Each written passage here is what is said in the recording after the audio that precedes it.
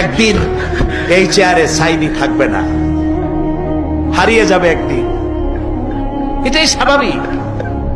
সাইদির কোন কেরামতি নাই, কোন কারিশমা নাই, আল্লাহর কসম। এখানে যে দোয়া যদি কবুল হয় তার একমাত্র কারণ কালামুল্লাহ, আল্লাহর কোরআন। আমি অযোগ্য, আমি অপদার্থ, আমি জানি না আগামী দিন অথবা আগামী বছর আপনাদের সাথে এই জায়গায় দাঁড়িয়ে আমি বক্তব্য রাখতে পারবো কিনা আমার জানা নাই, আল্লাহ পাক ভালো জানে। আমি আমার আবেগ দিয়ে কথা বলে গেলাম জাতির কাছে। আমি যেন দেখতে পাচ্ছি জাতি জাহান্নামের দিকে এগোচ্ছে, প্রতি বলে বলে, প্রতি মুহূর্তে মুহূর্তে। আমি মাঝে মধ্যে ভয় পাই, একদিন তো এই খবর নিশ্চয়ই হবে যে সাইদি বিদায় হয়ে গেছে।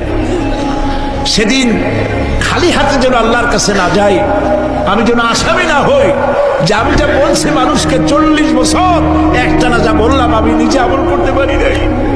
এরকম ভিক্ষুক যেন আমি না হই, আমি যা মানুষকে বলেছি আমি যেন তা আমল করতে পারি। আমি আপনাদের কাছে দোয়া চাই। আমরা কেউ বাঁচবো না, এই যে দেখা হলো আবার দেখা নাও হইতে পারে। সেই জন্য আমরা আমাদের জীবনকে যেন তৈরি করি।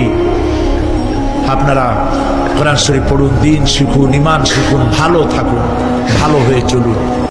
আমি আপনাদের কাছে দোয়া চাই, যেদিন আপনাদের কানে যেদিন খবর আসবে সাইদি নাই, একদিন ইতিহাস থেকে আমিও হারায় যাব। কিয়ামতের দিন আল্লাহ যেন আমাকে মাফ করে দেন। আমি কিচ্ছু চাই না আল্লাহর কাছে। আল্লাহ যদি বলেন কিয়ামতে তোরে মাফ করে দিলাম, এর থেকে বড় পাওনা আমার